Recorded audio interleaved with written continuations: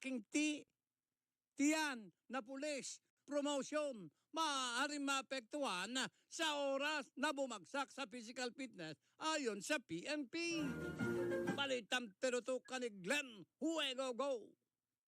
Mag-jogging o ehersisyo na ngayon pa lang. Ito ang paalala ni PNP spokesperson at Region 3 Director Brigadier General Jean Fajardo matapos kumpirmahin na isa sa mga pangunahing direktiba ni PNP Chief General Nicolas Torre III ay dapat physically fit ang lahat ng pulis. Aminado si Fajardo na malaking hamon ito dahil mismong si General Torre ay kaya pang maka-100 push-ups at kilala ito na mahilig tumakbo o mag-jogging.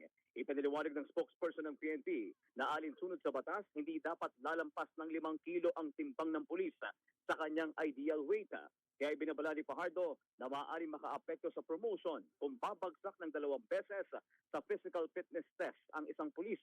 Sa usapin naman ng malaking tiyan, sinabi ni Fajardo na bagamat magkakaiba ang body structure ng bawat tao, mas makababuti pa rin mapanatili ang maliit na tiyan upang sa mata pa lamang ng publiko ay makita na ang disiplina ng pulis.